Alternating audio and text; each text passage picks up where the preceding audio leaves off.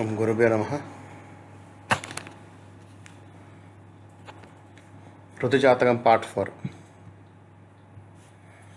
ఈ ఋతుజాతకం యొక్క ప్రాముఖ్యత. జాతక ప్రభావం. ఒక బిడ్డ పుట్టినప్పుడు జాతకం తల్లిదండ్రులకు ఎలాగైతే ప్లస్ లేదా మైనస్ అవుతుందో, ఆ అమ్మాయి పుష్పత అయినప్పుడు ఆ సమయం పుట్టింటి అభివృద్ధికి ముఖ్యంగా మేనమామ కీలకం అవుతుంది. భవిష్యత్తు అంచనా. ఈ జాతకం ద్వారా ఆమెకు ఎటువంటి భర్త వస్తాడు, ఆమె వెళ్ళే మెట్టిని ఎలా ఉంటుంది, ఆమె వల్ల ఇల్లు వృద్ధి చెందుతుందా లేదా అనే విషయాలు ఖచ్చితంగా తెలుసుకునవచ్చు. సమయం మరియు శకునాలు. ఋతుజాతక విశ్లేషణ సమయం అత్యంత ముఖ్యమైనది. నిర్ణీత సమయం. అమ్మాయి పుష్పత అయిన సమయం ఖచ్చితమైన సమయం. ఉదయం, మధ్యాహ్నం, సాయంత్రం లేదా రాత్రి మరియు వారం లెక్కించాలి. ధృవీకరణ సమయం.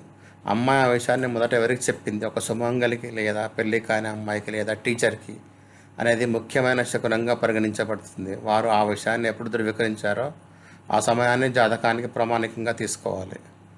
వారం ప్రభావం. సోమ, బుధ, గురు, శుక్రం చాలా అనుకూలమైనవి.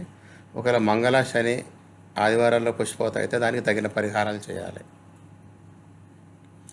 ఋతు తిట్టు నియామకాలు.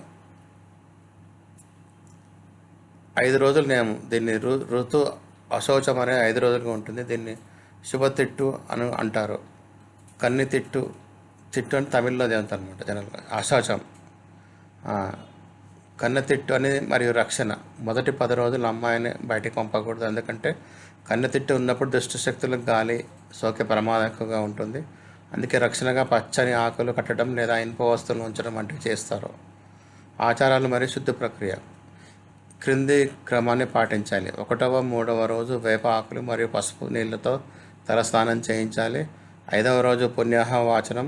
5వ రోజున తప్పనిసరిగా పురోహితుని పిలిపించి పుణ్యాహవాచనం చేయించాలి. దీనివల్ల ఇంటికి, అమ్మాయికి ఉన్న తిట్టు అంటే దోషం తొలగిపోతుంది.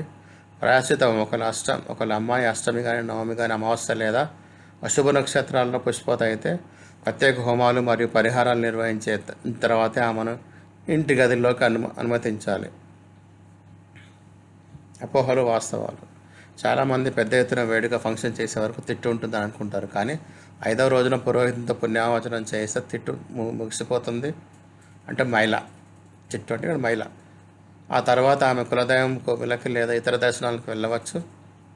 ఈ జాతకాన్ని నిర్లక్ష్యం చేయకుండా రాసుకోవడం వల్ల భవిష్యత్తులో వచ్చే వైవాహిక ఇబ్బందులు ముందే అరికట్టవచ్చు. ఈ విధంగా ఋతుజాతకం అనేది కేవలం ఒక వేడుక మాత్రమే కాదు, అది ఒక స్త్రీ జీవితంలో సామాజిక మరియు వ్యక్తిగత మార్పులను జ్యోతిష రీత్యా సరిదిద్దుకునే ముఖ్యమైన ప్రక్రియ.